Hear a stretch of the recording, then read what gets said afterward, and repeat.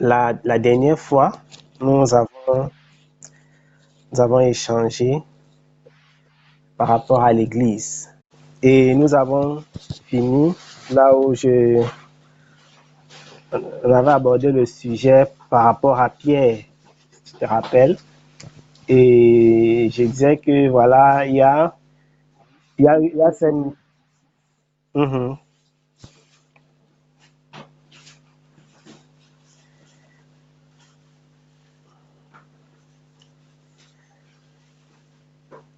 Oui, oui, je t'écoute.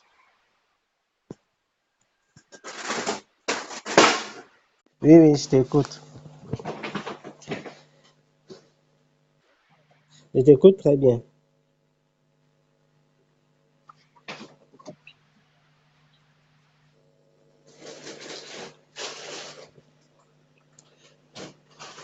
Oui, tu disais que tu as aussi...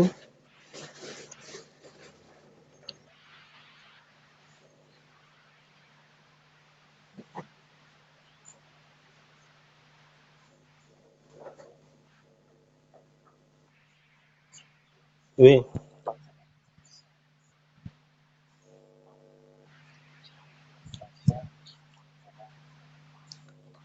Jésus. Mhm. Oui.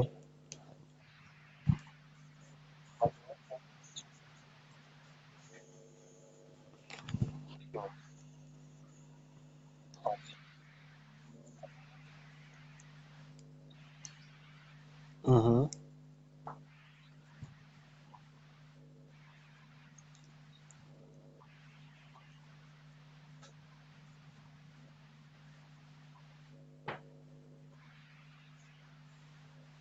Je dis... Oui, oui. Mhm.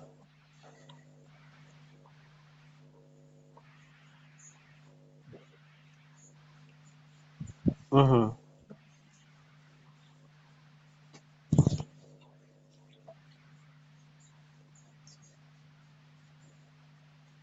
Mhm.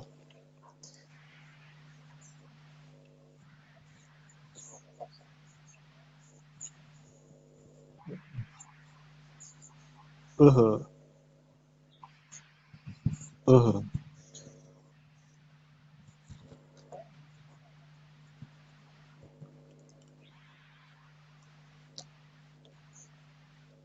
Oui.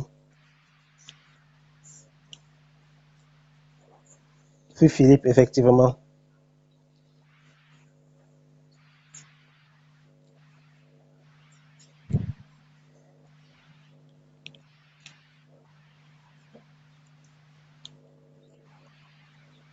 Mon église.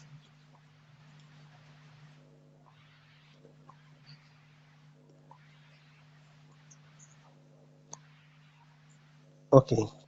Ok, je comprends un peu la question. Oui. Mhm. Ok, je comprends un peu oui, oui.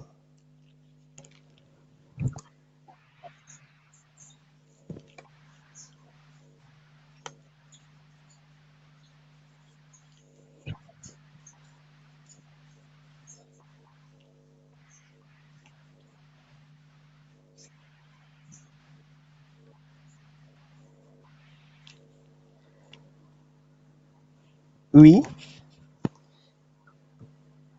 tu es pierre, et sur cette pierre, je bâtirai. Il parlait bien évidemment de la révélation. En fait, là où, sur ce que tu viens de dire concernant le fait d'aller annoncer l'évangile, il y a, je crois que il y a, lorsque j'avais parlé, si tu te rappelles bien, j'ai parlé de la descente du Saint-Esprit en fait.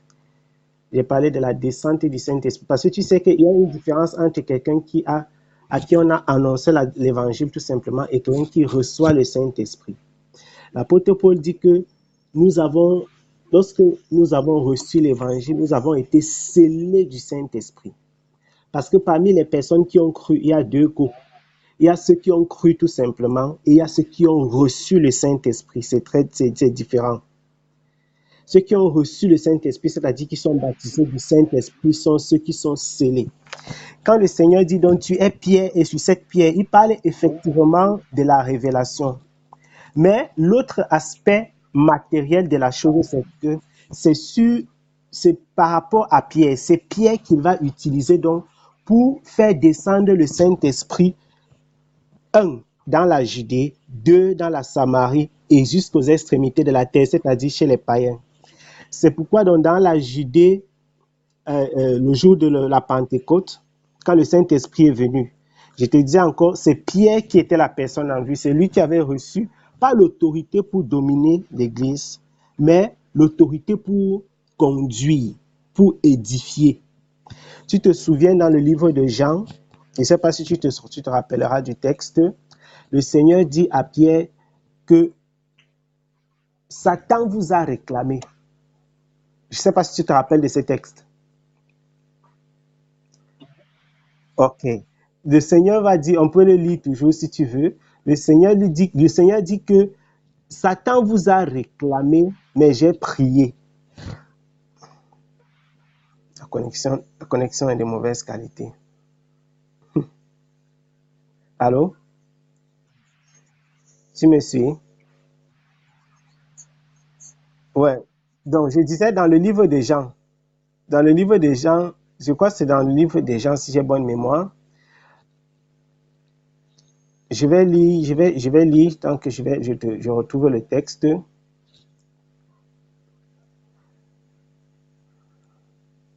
Dans le livre de Luc plutôt. Voilà. Luc chapitre 22. Dans Luc au chapitre 22, à partir du verset 31 à 32, il est écrit, le Seigneur dit, Simon, Simon, Satan vous a réclamé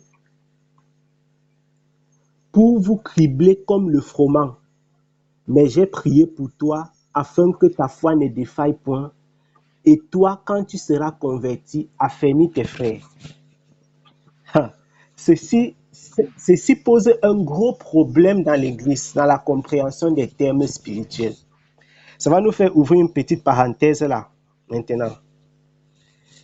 Les gens parlent, lorsqu'on parle de la conversion, si tu regardes l'expression conversion dans le vocabulaire commun des personnes, on parle de la conversion comme le moment où il y a ce que les gens appellent vulgairement, entre guillemets, recevoir Jésus dans sa vie. Les gens disent, je me suis converti tel jour, j'ai reçu Jésus dans ma vie tel jour. Je ne sais pas si tu comprends un peu. Les gens disent, voilà, on dit que moi j'ai confessé Jésus tel jour, c'est le jour-là où je me suis converti. Le jour où quelqu'un a cru à la parole et le jour où il est converti, c'est différent. Ici, rappelons que Pierre est apôtre, rappelons qu'il croit déjà. Mais le Saint-Esprit n'est pas encore venu habiter en eux. Jésus lui dit que quand tu seras converti, affermis tes frères. Donc c'est une mission, je ne sais pas si tu me suis, frère. C'est une mission que Dieu lui donne. La mission va commencer quand le Saint-Esprit, c'est seulement quand le Saint-Esprit va habiter en Pierre que Pierre va être capable d'accomplir cette mission-ci. C'est pourquoi le Seigneur leur dit avant de partir que ne quittez pas Jérusalem jusqu'à ce que l'Esprit descende. Ce qui vous a été promis de la part du Père. Et il devait attendre jusqu'à ce que cela s'accomplisse. Ce qui se passe en fait, c'est quoi, frère? Tu te rappelles que dans 1 Corinthiens chapitre 12,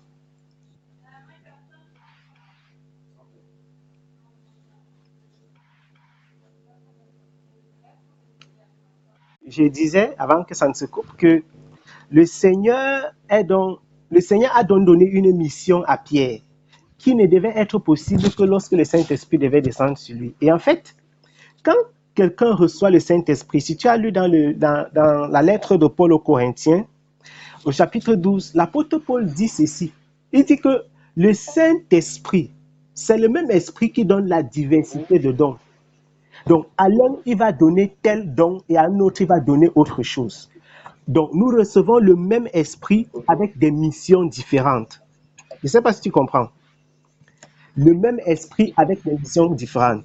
Mais Jésus-Christ étant le Seigneur des Seigneurs, étant Dieu, il connaissait la mission qu'il avait assignée à Pierre. Il lui dit, quand tu seras converti, donc quand l'Esprit va venir habiter en toi, affermis tes frères. Donc voici une des missions que Dieu a données à Pierre. L'autre chose, c'est que si tu regardes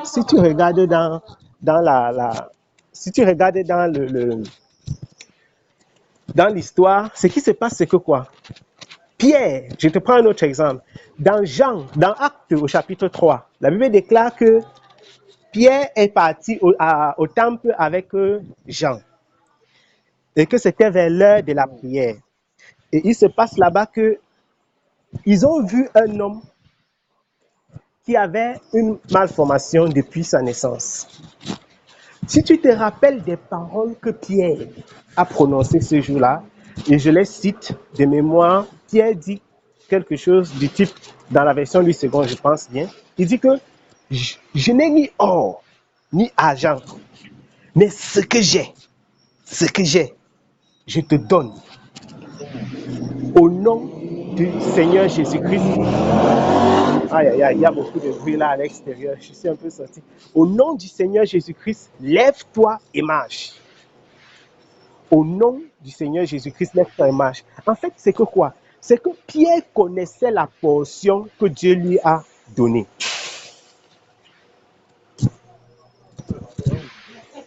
En fait, ce qui se passe, c'est que Pierre connaît la portion que Dieu lui a donnée. C'est pourquoi il dit que ce que j'ai, je te donne. Donc, il savait ce que Dieu avait déposé en lui, en fait.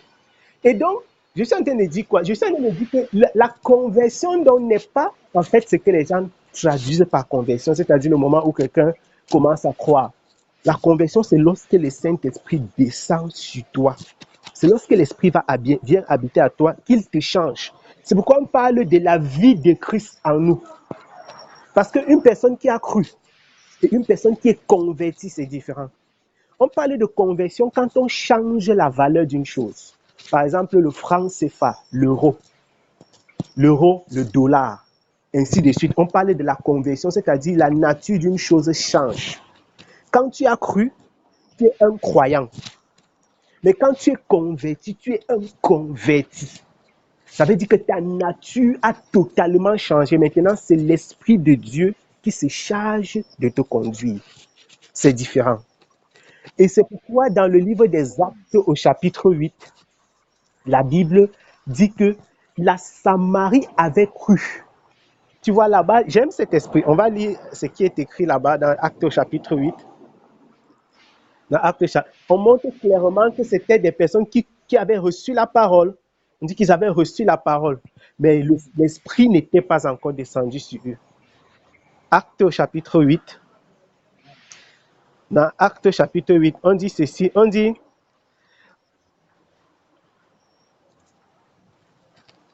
Dans Actes chapitre 8, si je lis à partir du verset 14, dans Actes chapitre 8, verset 14, on dit, les apôtres qui étaient à Jérusalem, ayant appris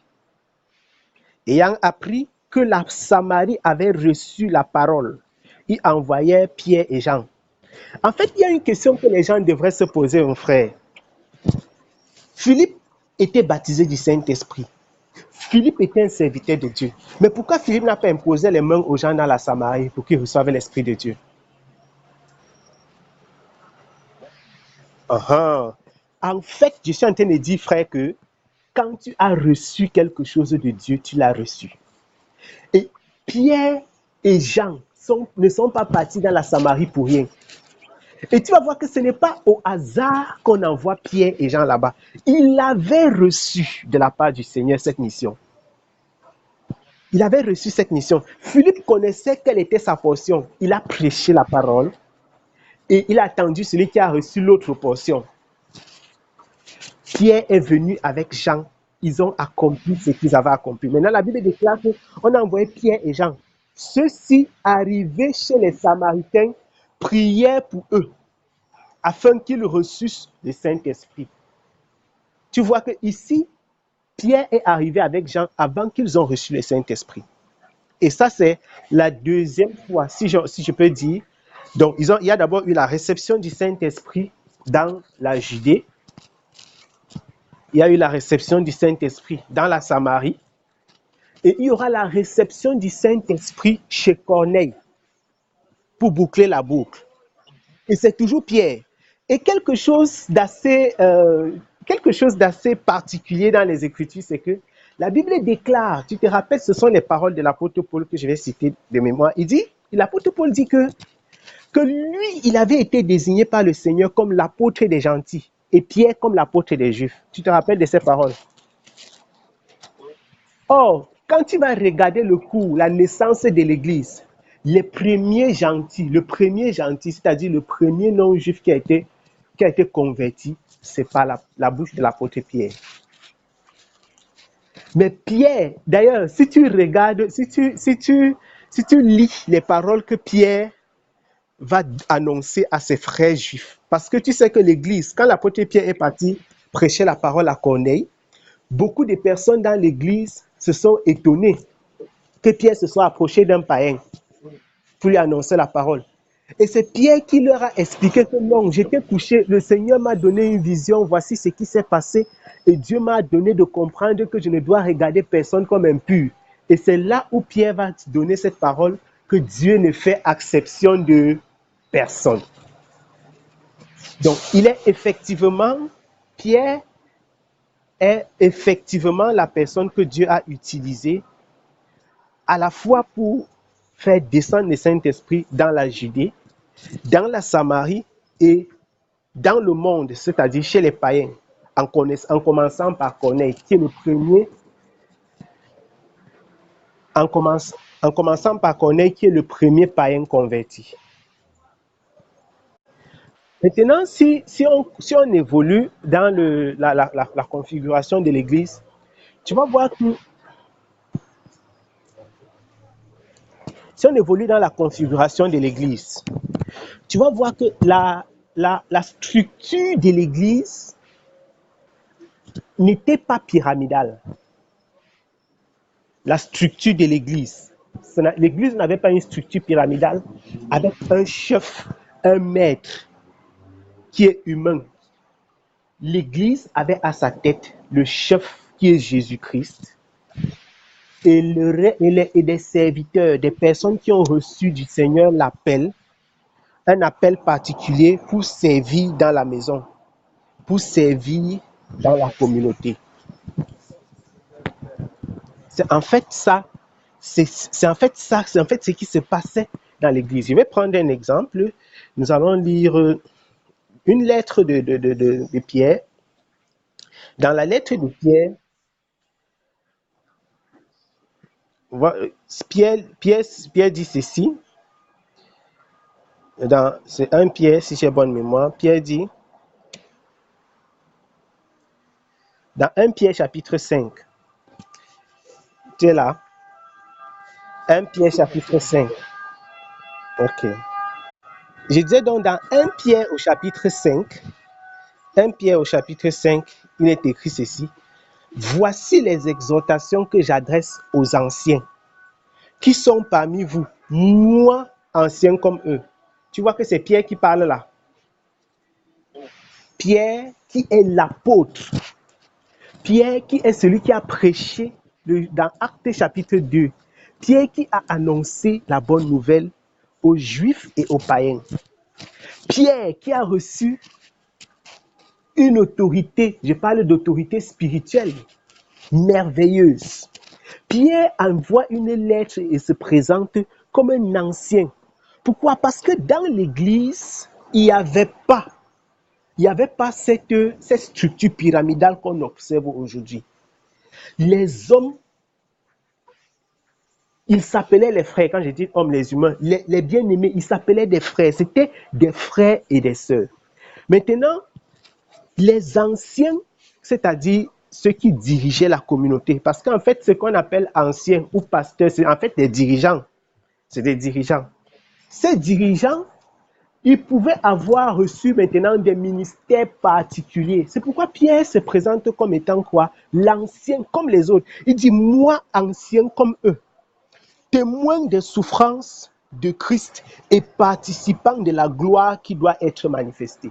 Voici la présentation de Pierre. Il dit que moi, ancien comme eux, témoin des souffrances de Christ et participant de la gloire qui va être manifestée.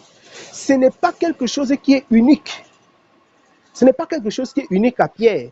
On peut le voir exactement aussi dans la présentation de Jean. Dans 3 Jean. Si tu lis 3 Jean au chapitre 1, si tu lis 3 Jean au chapitre 1, il est écrit ici, 3 Jean, chapitre 1, verset 1. Il dit, l'ancien Agaïus, le bien-aimé que j'aime dans la vérité. Donc, Jean se présente aussi comme un ancien. C'était une façon de simplifier les choses, pour ne pas qu'il y ait un esprit de domination, de suprématie, une révérence particulière, alors que nous sommes des frères et des bien-aimés. Et voici l'une des choses qui a détruit l'Église. Alors, dès le début du IVe siècle, quand Constantin monte en énergie, quand Constantin domine dans le monde, il va introduire ce concept païen. Parce que lorsque Constantin se tourne vers le christianisme, quand je dis se tourne vers le christianisme, c'est qu'il commence à s'intéresser au christianisme. Je ne sais pas si tu as déjà un peu entendu parler de Constantin. C'était un roi. Voilà. C'était un roi païen qui, en fait, sachant que le christianisme avait une certaine envergure à son époque, et voulant maintenir l'unité de son royaume, qu'est-ce qu'il a fait? Il a décidé que cette religion, entre guillemets, si on peut appeler ainsi, qui devenait un peu grande, un peu forte, devienne la religion, si je peux dire, d'État. Tu comprends un peu? Mais en faisant cela, il y a eu un gros problème qui s'est introduit. C'est que les communautés qui se réunissaient dans les maisons, parce que ça c'est un aspect que nous allons observer, les communautés qui se réunissaient dans les maisons, c'est devenu une affaire d'État, c'est-à-dire une affaire institutionnelle.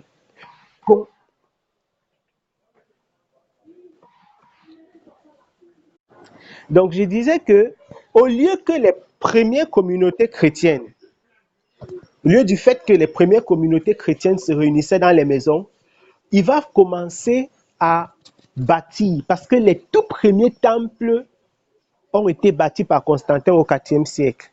Les 7 premiers temples, c'était un don de Constantin. Les premiers temples, qu'on peut dire temples bâtiments du christianisme, c'est Constantin qui les a bâtis. Et ce qui se passe, c'est que, étant donné,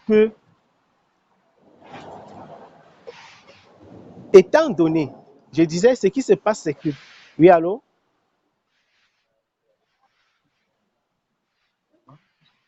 Ok. Étant donné que le christianisme devenait une affaire d'État, une religion d'État, Constantin va forcer et obliger le peuple, qui était un peuple païen, à se tourner vers le christianisme. Mais tu sais que ce christianisme-là devient dès lors un faux christianisme. Pourquoi? Ceci nous amène à poser un sérieux problème. L'Église était constituée des personnes qui avaient cru en Jésus-Christ à la suite de l'Évangile, à la suite de la prédication de l'Évangile. Actes chapitre 2, Actes chapitre 8, ainsi de suite. Ça a toujours été ainsi. On devient membre de l'Église quand on a écouté la prédication de l'Évangile, on a cru et on décide de s'engager avec Christ. On décide de s'engager avec Christ. Quand le christianisme devient donc une religion d'État, les gens sont forcés d'adhérer à cette religion, même s'ils n'ont ni écouté l'évangile, ni cru. Tu comprends un peu le problème? Voilà. Ça fait que les païens commencent à dire qu'ils sont chrétiens parce qu'ils évitent d'être torturés, d'être doigtés. Puisque Constantin avait un intérêt politique dans l'affaire, il voulait profiter en fait de cet essor que le christianisme avait. Et ce qui se passe, ça va noyer complètement le christianisme dès lors. Parce que tous les païens qui avaient leurs idoles, transportent ces idoles-là dans le christianisme. Je disais que tous les païens qui avaient les idoles transportent et amènent ces idoles-là dans le christianisme. À cause de ceci, on va donc retrouver parmi les gens qui se disent chrétiens, des personnes qui ont des idoles de femmes, des idoles d'hommes, des idoles. Donc, toutes les idoles païennes, ils vont les amener dans le christianisme. Et étant donné qu'ils ont amené les idoles dans le christianisme, ils changent le nom de leurs idoles pour leur accorder maintenant des noms chrétiens.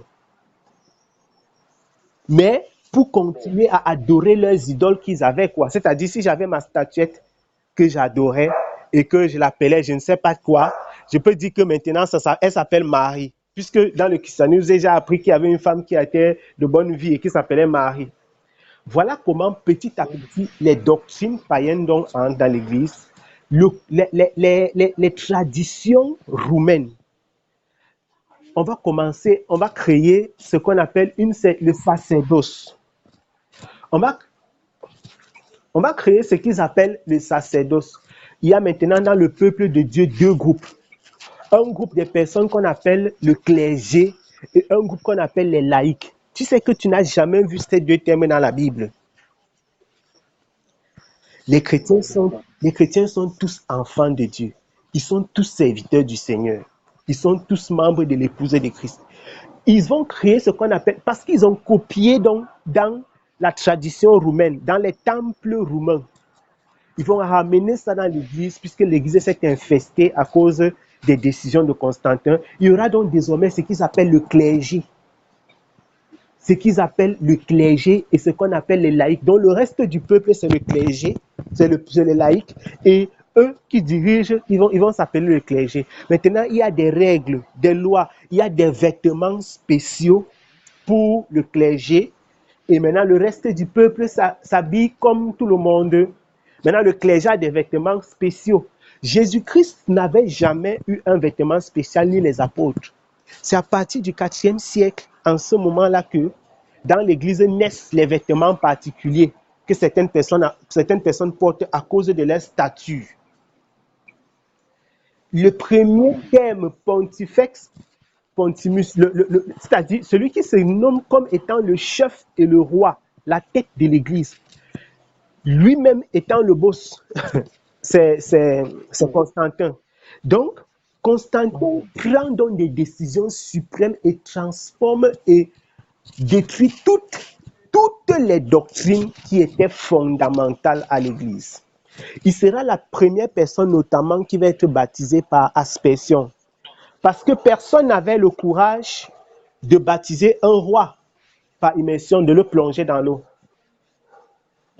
Donc, on va juste simplement décider que, bon, pour faire symbole de baptême, on va verser un peu d'eau sur sa tête. Et à partir de ce moment, voilà comment une doctrine est née. Il y a beaucoup de choses ainsi qui vont rentrer dans la tradition du christianisme et la façon même dont les gens devenaient chrétiens, ça change tout du coup, d'un moment à l'autre. Les premiers chrétiens, les véritables chrétiens, les premiers enfants de Dieu, ils sont tous devenus enfants de Dieu par la prédication de l'Église. Désormais, les gens deviennent chrétiens par invitation. Aujourd'hui encore, on voit, il y a des personnes, si tu les demandes, comment es-tu devenu enfant de Dieu? Il va te dire, un jour, il y avait concert dans telle église, dans tel quoi, on m'a invité. Tel jour, il y avait ceci. Dans l'église primitive, tu ne pouvais pas voir ce genre de choses. C'est une aberration. On devient chrétien parce qu'on a reçu la parole du Seigneur Jésus-Christ et parce qu'on s'est converti. Le Seigneur touche une personne, c'est la prédication de l'évangile. Et donc l'église devenant une institution, les chrétiens qui étaient restés fermement attachés à la parole de la vérité sont restés dans les maisons. Et ceux qui ont voulu suivre l'institution sont partis avec l'institution. C'est-à-dire qu'ils ont suivi le vent de l'institutionnalisation de l'église. C'est pourquoi tu vas voir encore aujourd'hui dans toutes les communautés chrétiennes, quand je dis toutes, c'est que si tu prends l'Église catholique, tu vois les réveillés, tu vois les réformés, toutes les institutions religieuses ont des points communs. Et n'ont que quelques différences. Les réveillés vont te dire que nos pasteurs ne portent pas des habits, que nous on baptise par immersion. Mais ils ont les écoles bibliques, alors qu'il n'y en avait pas dans la Bible. La Bible d'ailleurs nous instruit que Pierre était un homme sans instruction. C'est ce que la Bible déclare, mon frère. Mais un homme qui passait et son ombre guérissait les malades. On n'a pas besoin d'instruction pour être nourri de la pensée de Dieu, de la parole de Dieu. C'est le Saint-Esprit qui le fait. On n'a pas besoin d'une école de théologie pour cela. On a besoin que le Seigneur te touche, te visite et te transforme. Il y a aujourd'hui, donc toutes les institutions religieuses ont des points communs.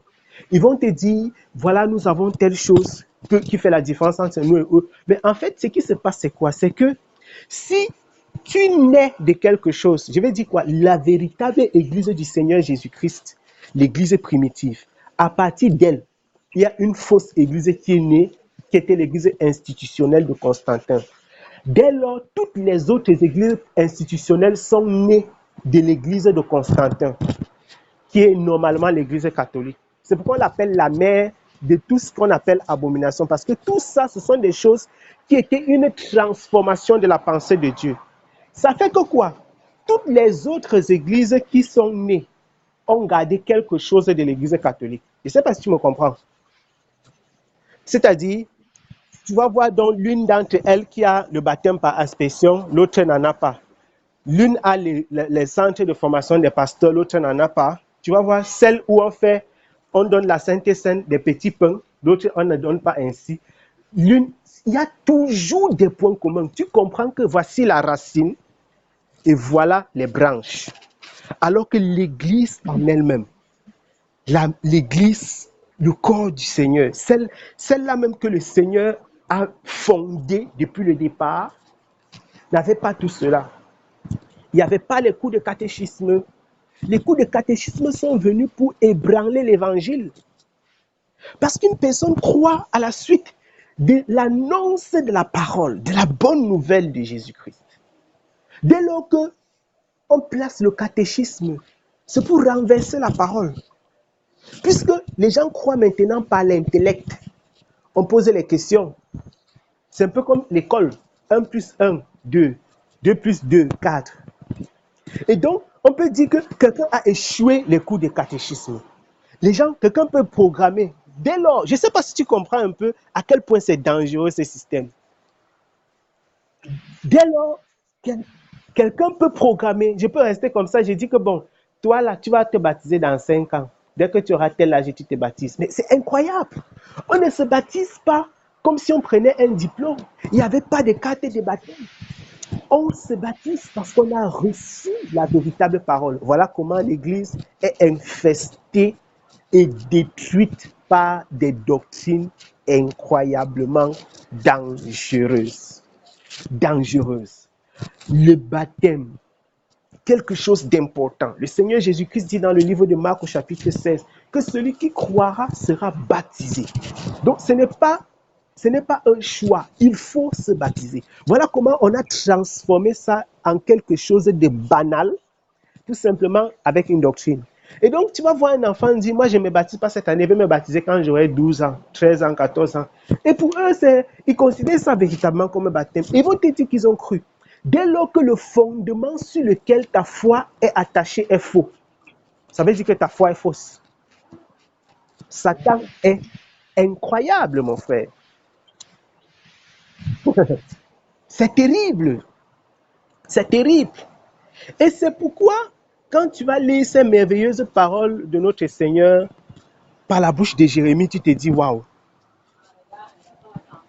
cette prophétie,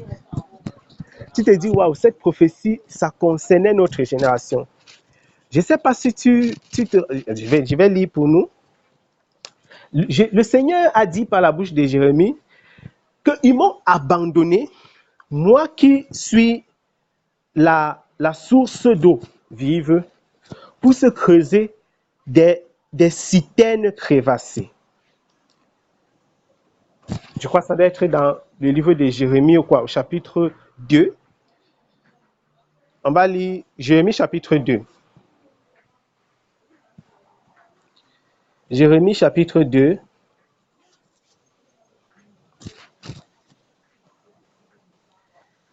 Tu m'écoutes, frère? Voilà, dans Jérémie, si nous lisons dans le livre de Jérémie au chapitre 2, voici ce qui est écrit. Le Seigneur dit, cieux, soyez étonnés. Nous sommes au verset 12. Je lis le verset 12 et 13. Cieux, soyez étonnés de cela. Frémissez d'épouvante et d'horreur, dit l'Éternel. Car mon peuple a commis un double péché. Ils m'ont abandonné, moi qui suis une source d'eau vive, pour se creuser des citernes crévassées qui ne retiennent pas de l'eau. Donc le Seigneur déclare que on l'a abandonné, lui, la source d'eau vive, pour creuser des citernes crévassées, des citernes qui ne retiennent pas d'eau. Donc, le Seigneur nous a instruits, il nous a montré comment on devient enfant de Dieu. Nous avons abandonné le Seigneur pour créer nos façons de faire. On a abandonné le Seigneur. Aujourd'hui, il y a des modèles, il y a des églises, on va te dire, ici pour être membre de cette église, il faut que tu aies ta carte. Donc tous ceux qui n'ont pas la carte de l'église là, vous n'êtes pas encore membre reconnu. C'est incroyable ça. Comme les associations.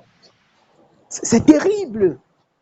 Alors qu'il y a un moyen pour devenir enfant de Dieu. C'est connu. À ceux qui l'ont reçu, à ceux qui ont cru à son nom, à ceux il a donné le pouvoir de devenir enfant de Dieu. Ce n'est pas, et la Bible déclare, et j'aime cette expression dans Jean chapitre 1, verset 12. Le Seigneur dit, ce n'est pas de la volonté de la chair ni du sang, mais de Dieu. Mais de Dieu. Donc, ce n'est pas que je me lève, je dis, voilà, comme j'ai le niveau maintenant pour lire et écrire, je vais aller m'asseoir, faire 3 mois de catéchisme, apprendre le fonctionnement de l'église, et je dis que je suis chrétien parce que j'ai une carte et parce qu'on m'a versé de l'eau sur la tête. Ça n'a rien à voir. L'église a donc été infestée ainsi, mon frère, des doctrines dangereuses qui ont pour but de déplacer le fondement. C'est pourquoi le Seigneur annonce, le Seigneur dit que on l'a abandonné, lui qui est la source d'eau, pour creuser des citernes. Quand il parle donc des citernes qui ne retiennent pas d'eau, tu comprends qu'il n'y a pas de vie. Des citernes qui ne retiennent pas d'eau. Donc il n'y a pas de vie. On a laissé la source d'eau vive pour nous tourner vers ce qui est tout simplement banal. L'Église s'est attachée donc au paganisme. Au paganisme. Et tu vas voir, il y a tellement de choses auxquelles les personnes ont cru. Tellement de choses aux personnes. Je te prends tout simplement le cas du calendrier. Tu sais qu'en Israël, par exemple, et puis, et on va peut-être terminer sur ceci. En Israël, tu sais, sur cette fête du calendrier, en Israël, ce qu'on appelait le sabbat, tu sais que déjà dans la Bible, les jours commencent le soir. Je ne sais pas si tu as remarqué certainement dans le livre de Genèse, le Seigneur dit, il y eut un soir et il y eut un matin. Donc Dieu compte les jours à partir du soir. C'est pourquoi dans le livre d'Exode, au chapitre 12, quand il va instituer,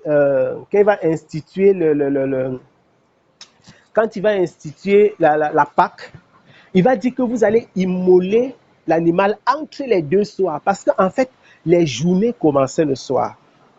Et le jour qu'on appelle le jour du sabbat, c'est le samedi, jusqu'aujourd'hui, c'est le samedi qui est le jour du sabbat. La question que beaucoup de chrétiens qui partent, ils appellent le dimanche le jour du Seigneur. Nulle part dans la Bible, on ne dit qu'on doit respecter le jour du Seigneur. Même les chrétiens de l'église adventiste du 7e jour qui disaient qu'ils doivent respecter le sabbat sont dans l'erreur, puisque l'apôtre Paul dit que, dans le livre de Galates, il dit que je crains d'avoir travaillé pour vous inutilement.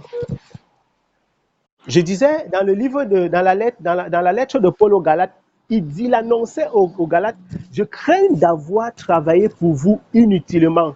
Parce que les Galates commençaient à respecter les jours, les signes, la lune, etc. Donc, ils sont rentrés dans la loi juive. Je ne sais pas si tu me suis. Donc, les chrétiens qui respectent les doctrines comme le sabbat, croyant que Dieu appartient à un jour particulier, n'ont rien compris parce que lorsque Dieu dit que lorsqu'il parle du sabbat, qui est le repos de Dieu, ce repos de Dieu-là, ça caractérisait le moment où quelqu'un entre dans le salut.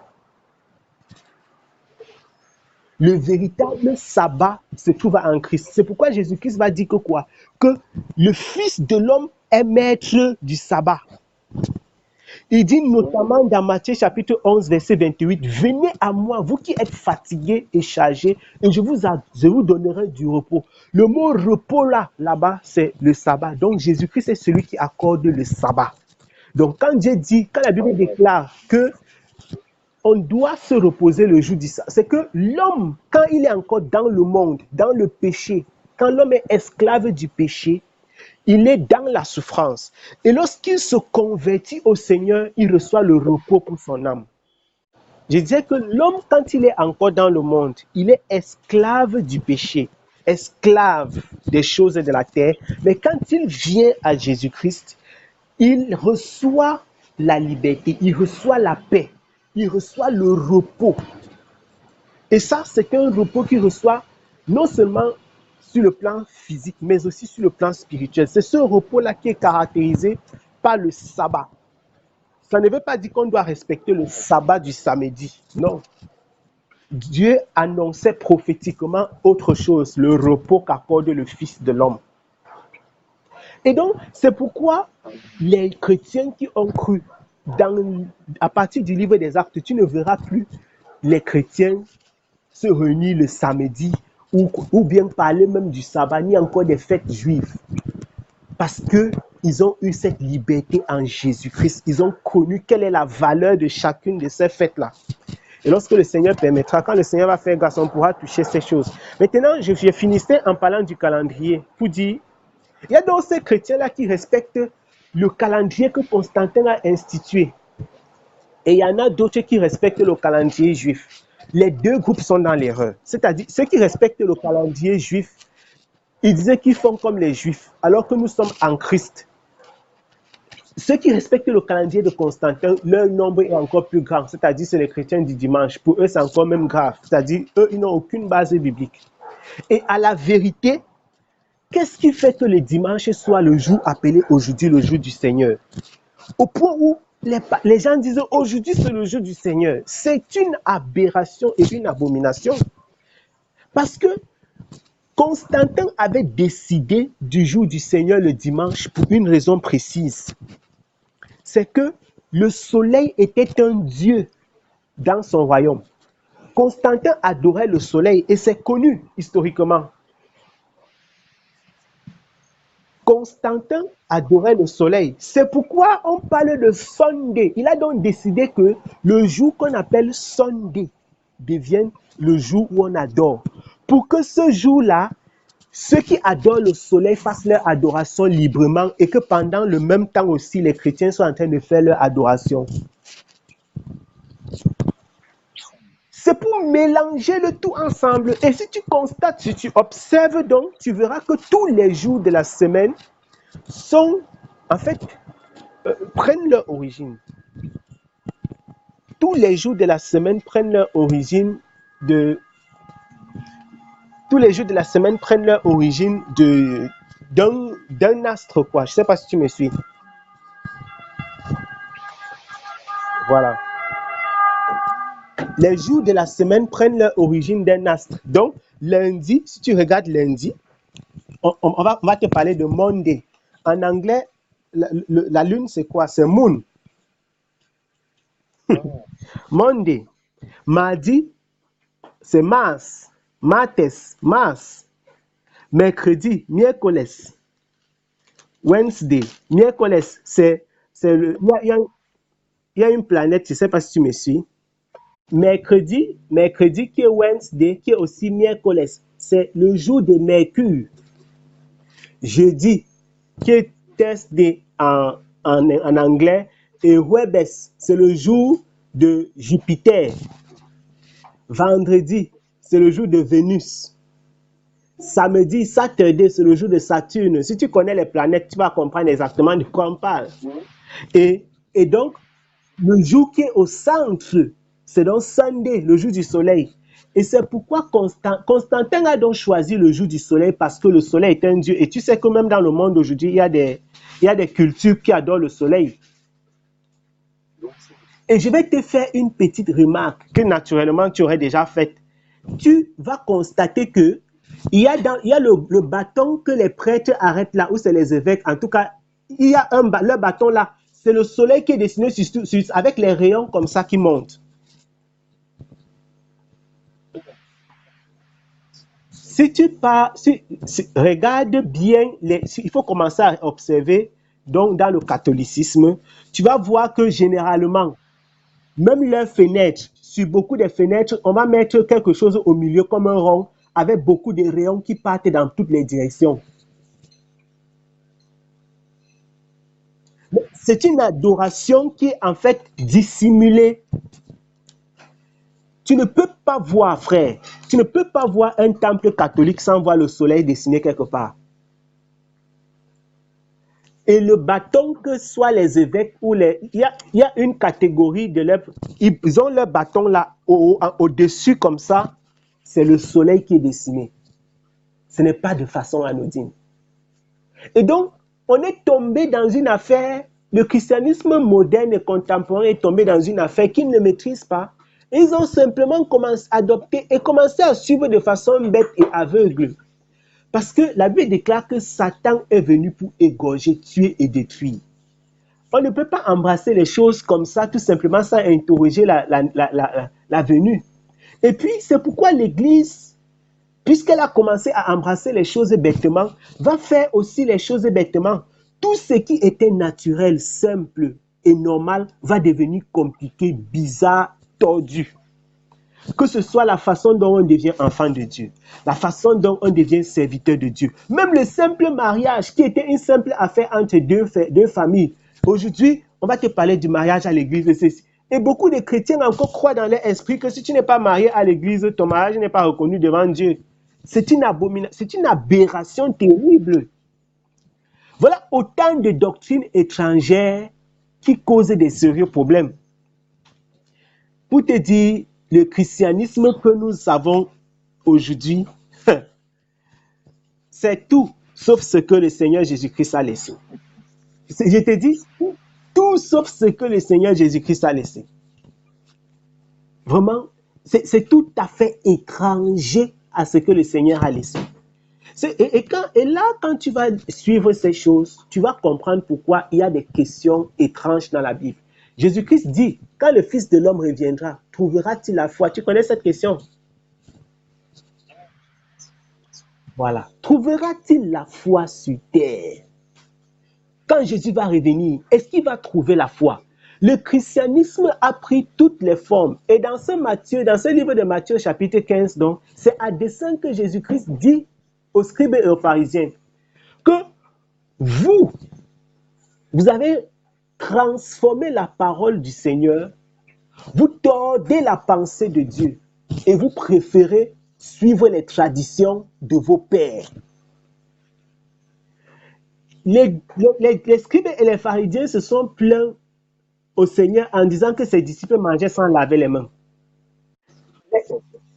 Les scribes et les pharisiens sont venus, et je vais lire ce texte-là, voilà, pour terminer. C'est dans le livre de Matthieu, au chapitre 15. Matthieu, au chapitre 15. Oui.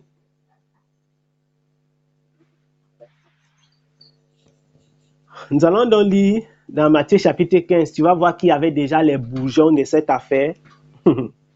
Matthieu chapitre 15, je lis à partir du verset 1.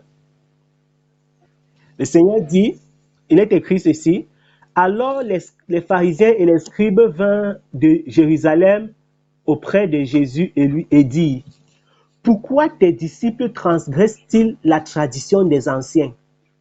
car ils ne se lavent pas les mains quand ils prennent leur repas. Ils ne se lavent pas les mains quand ils prennent leur repas.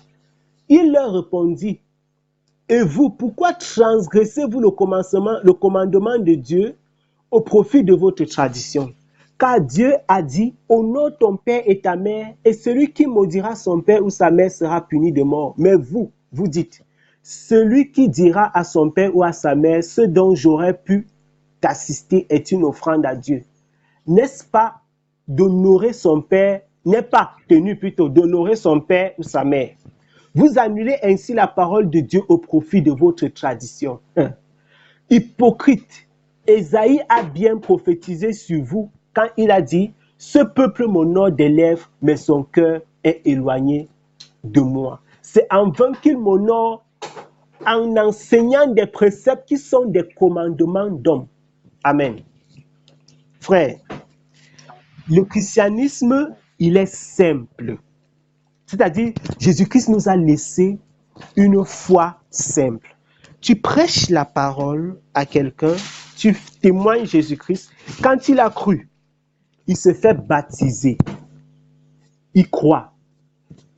On peut prier pour lui. Le Seigneur va lui donner son esprit au temps qu'il choisit. La personne est convertie. Et elle peut se lier à un groupe de chrétiens qui ont cru, avec qui elle va louer et adorer le Seigneur d'un esprit sincère. Ici, voici donc un exemple des traditions qui existaient déjà au temps de Christ, qui nous montre que ce n'est pas aujourd'hui qu'on a affaire à une foi tordue par les traditions des hommes. C'est-à-dire, aujourd'hui, nous avons un christianisme où, pour devenir chrétien, il faut faire le catéchisme, pour te baptiser. Ensuite, pour servir Dieu, il faut partir dans les écoles précises, ainsi de suite. Il faut porter des vêtements précis, il faut bâtir un temple pour qu'on dise que tu as reçu un ministère. Il faut. Ça, ce sont les commandements d'hommes qui n'ont rien à voir avec la pensée de Dieu. Encore, les traditions d'hommes, encore au temps de Jésus-Christ, qu'est-ce que les scribes et les pharisiens disent? Dieu dit que tu dois honorer ton père et ta mère, notamment en prenant soin d'eux. Mais les scribes et les pharisiens disent que tu peux ne pas honorer ton père et ta mère, c'est-à-dire tu peux ne pas prendre soin de ton père et de ta mère, mais tu leur dis que ce que tu devais leur donner comme pour prendre soin d'eux, tu as donné ça à l'église comme offrande. Je ne sais pas si tu comprends ça, frère. N'est-ce pas similaire à ce que nous voyons aujourd'hui? Combien de bien-aimés, je vais dire ainsi, combien de personnes dépensent des millions pour construire des bâtiments inutiles, alors que leur père souffre, alors que leur mère dort affamée? Beaucoup de parents n'ont pas ne serait-ce que de quoi se soigner la dent, de quoi se soigner la plaie du champ. Mais les enfants donnent des dizaines, des centaines de milliers de francs ou de je ne sais pas quoi. Je ne sais pas quelle est la valeur de... Les gens donnent des montants exorbitants. Il y a même des gens qui construisent les églises tout seuls. Mais à côté d'eux, la famille souffre. Alors tu comprendras la valeur de ce texte de l'apôtre Pierre qui dit que si quelqu'un n'a pas soin de ceux de sa maison, il est comme il est plus qu'un infidèle. Il a renié la foi. Tu connais le texte, non? Voilà. Si quelqu'un n'a pas soin, la valeur de la famille. Donc, le faux christianisme d'aujourd'hui est comme le faux judaïsme d'avant. Ce n'est pas quelque chose qui est donc né après la mort de Christ. Non. Satan a toujours perverti les pensées de Dieu en amenant les pensées des hommes. Dieu dit, honore ton père et ta mère. Donc, ça doit commencer à la maison avant de sortir. Il disait que non. Apportez-nous l'argent, apportez-nous les offrandes. Parce que vous allez donner à Dieu. Exactement comme aujourd'hui. Non, donnez la dîme, donnez des choses, c'est vraiment des foutaises. On prend soin de l'homme de Dieu. Le pasteur et sa femme font des voyages en première classe. Les enfants sont toujours dans les grandes écoles. Pendant ce temps, ton père est couché. Il manque 5 000 francs pour s'acheter les médicaments. Ils ne peuvent même pas se faire consulter par un médecin parce que l'enfant n'est jamais là. Il ne prend pas. Et puis, ils vont dire, il y a la bénédiction quand on bénit l'homme de Dieu. Tu vois à quel point on a été séduit et déçu. Je parle là comme les anglophones. Et trompé. C'est incroyable. Jésus dit quoi? Que vous tordez dans le commandement de Dieu. Il dit que vous renversez, vous transgressez le commandement de Dieu au profit de votre tradition. Parce que au fil des années, qu'est-ce qui s'est passé? Ils ont rajouté des choses à la parole de Dieu. La fait qu'on dit qu'il faut laver les mains, il n'y a pas ça dans la loi de Moïse. Je ne sais pas si tu comprends. Voilà. Il n'y a pas l'affaire de laver les mains, c'est dans la loi de Moïse. Donc, ils viennent maintenant, ils insistent sur les choses qui ne sont même pas écrites, au détriment de ce qui est écrit en fait. Aujourd'hui, si tu dis par exemple que tu vas te marier sans faire un mariage dans une église, ton pasteur peut te chasser de la communauté, il peut te maudire. Il va insister dessus comme si c'est écrit dans la parole de Dieu. Et même les choses qui sont importantes, il ne va pas insister dessus. C'est-à-dire, aujourd'hui, on insiste sur ce qui est abstrait, ce qui est tout simplement inutile et vraiment la tradition. Regarde, au lieu de regarder les objets, les sujets et les objets de la foi, il disait que pourquoi tes disciples ne lavent pas les mains. Regardez les choses qui intéressent les gens. Pourquoi tes disciples ne lavent pas les mains? Jésus dit que, mais vous me parlez de laver les mains. Vous demandez aux gens de ne pas s'occuper de leurs frères, de ne pas s'occuper de leurs parents, à cause de la tradition des hommes. Et le Seigneur va dire quelque chose de terrible et de scandaleux, qui en réalité devrait faire peur à tous ceux qui sont dans la loi des hommes, dans les traditions humaines. Il dit que vous transgressez le commandement de Dieu à cause de la tradition des hommes. Et il dit que c'est à dessein, donc la prophétie d'Ésaïe concernait déjà certaines personnes. C'est terrible. Il dit que c'est à dessein que Ésaïe a dit que ce peuple m'honore des lèvres, mais son cœur est éloigné de moi. Il n'y a pas 10 façons de plaire à Dieu que de marcher selon sa volonté, de suivre son commandement. Et la loi de Dieu, elle est simple. Si on veut suivre le christianisme tel qu'il est dans la Bible, frère, c'est la chose la plus simple, la plus douce et la plus merveilleuse qui soit. Mais celui que Satan a apporté, c'est un système terrible. Il n'y a qu'à regarder les montants des bâtiments, des temples. Il n'y a qu'à regarder. On te construit une maison de 500 millions, 1 milliard, 100 millions, 50 millions, qui est utilisée 3 fois par semaine. Et qu'on a construit ça pendant des décennies. Avec cet argent, qu'est-ce qu'on n'aurait pas pu faire à l'endroit des pauvres? Comment est-ce qu'on n'aurait pas pu témoigner Jésus-Christ? Combien de ces personnes dans leur propre famille, ils ont abandonné des malades, des pauvres, des indigents pour partir acheter un terrain qui ne va pas être utile à Dieu. Et beaucoup de personnes, et beaucoup appellent ces maisons-là la maison de Dieu. Ce qui est encore une aberration, puisque nous savons que c'est nous le temple du Seigneur en esprit. C'est nous le temple du Seigneur.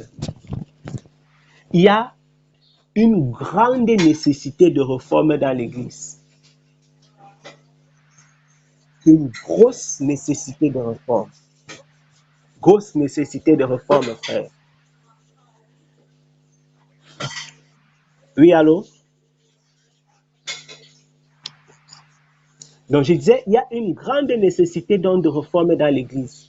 Malheureusement, les gens ont embrassé un système sans poser des questions, sans interroger le système. Quels sont les fondements de cette foi en laquelle nous avons cru?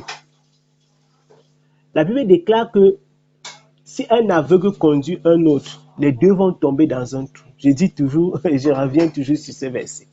Ça veut dire que si quelqu'un se met sur un chemin qui ne mène pas à la vérité, qui ne conduit pas au Seigneur, ce n'est pas parce qu'il est dans l'ignorance que ça va le conduire vers le Seigneur. Non, ça va le conduire dans la perdition. C'est pourquoi il faut se rassurer que le chemin qu'on a pris est le véritable, est le bon. Et la Bible nous dit quel est le bon chemin. Actes chapitre 4, verset 12. On nous dit, il n'y a que le Seigneur. Nous avons reçu un seul nom. Sauf que les personnes citent et tortent et retortent. Pourquoi? Pour leurs propres intérêts. Parce que ça arrange des personnes.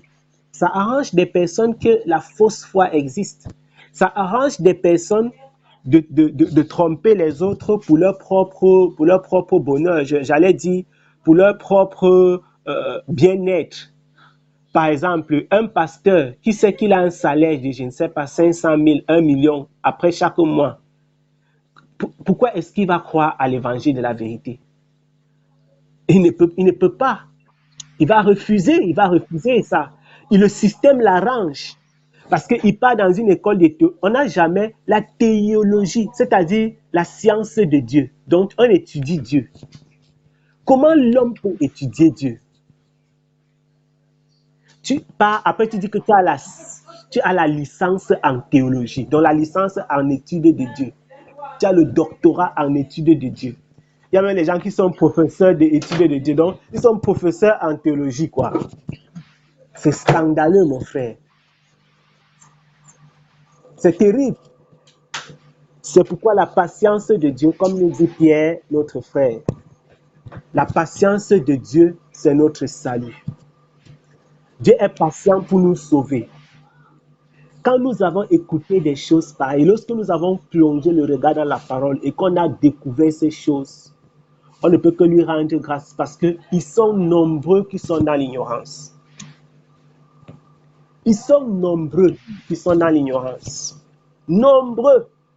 Il n'y a qu'à voir combien de personnes sortent chaque dimanche matin et sont convaincus que c'est le jour du Seigneur. C'est terrible tout simplement.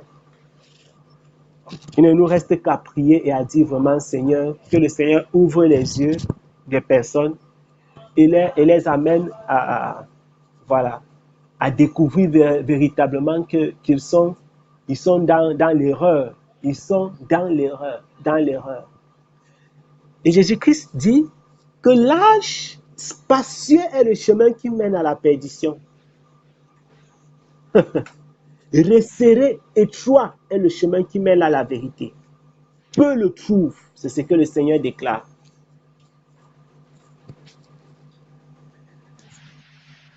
Donc, vraiment, nous ne pouvons que rendre grâce au Seigneur pour tout ce qu'il nous accorde et prier qu'il continue à se révéler, à se manifester. En cette fin de temps, il le fait abondamment à ses enfants, à ses bien-aimés, à ceux qu'il a choisis.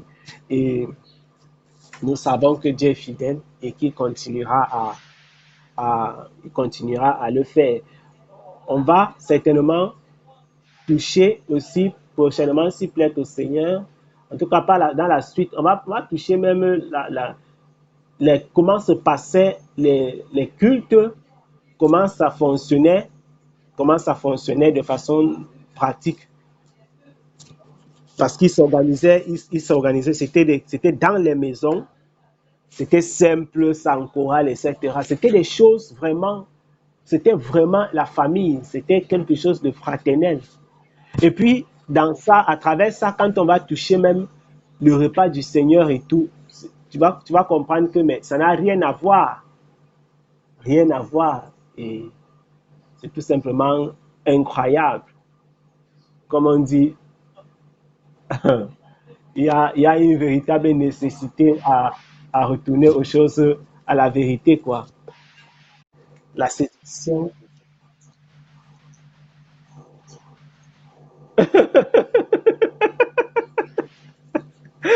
J'imagine.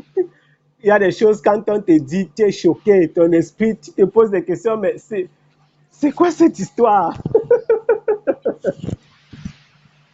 Ouais, je peux te comprendre. Moi-même, j'ai été choqué, hein. J'ai été choqué comme toi. C'est-à-dire, je me suis demandé, mais cette affaire-ci, c'est-à-dire, il y a des choses sur lesquelles, quand le Seigneur t'ouvre les yeux, tu dis simplement, waouh. Mais est-ce que c'est la même Bible que je lisais depuis, ou bien c'est ça, c'est ça.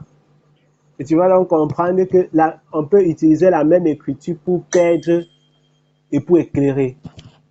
Parce que le même texte que l'ennemi utilise pour perdre, le Seigneur l'utilise.